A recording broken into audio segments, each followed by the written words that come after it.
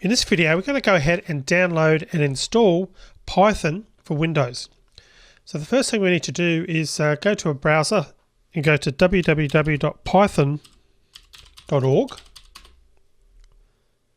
That's going to take you to this website, and from here we can click on Downloads. And notice that because I'm on a Windows platform, it's come up automatically and said Download for Windows. And I'm going to select this version here, this version 3. Now, as at the time of recording, the current version was Python 3.5.2. So you want to check that version or use that version or higher. Don't select the Python 2.7 because we won't be using that in the course. And if for some reason it's gone to a different screen, you can select over here Windows to make sure that you're in the right area for Windows, which of course we are right now. Alright, so I'm going to click on Python 3.5.2. Down the bottom we've got an option there to run. So I'm going to click on Yes to run.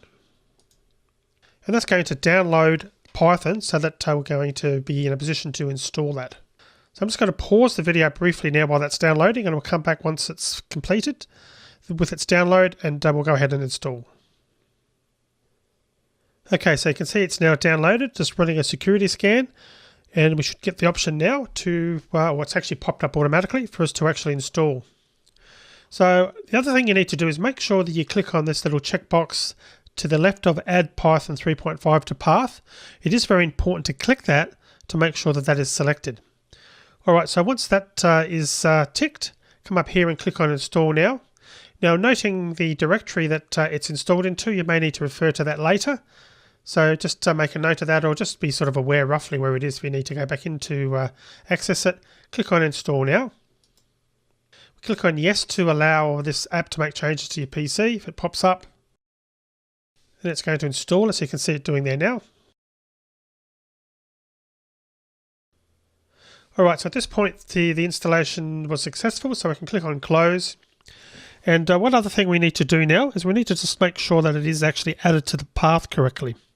So to do that, come down to the Windows Start button down here, right click it, the Windows logo, select Run. And that should work on all versions of Windows, and click in, or type in rather, Command CMD. Then what we want to do is type in Python, Python, press enter. Now you can see what's happened there is that it's come up and said Python, and we can see that it says Python 3.5.2. Again, noting that that version may be different for you if you've looked at this at some point in the future when a new version of Python had been released. So if you do get the Python prompt, something similar to that, we know that it's successfully installed. You can type exit. But alternatively, I have to type exit and then parentheses to exit out of it. Alternatively, if you've got an error, something like this, you got something that said Python is not recognized as an internal or external command, that means you probably didn't click on the Add to Path option.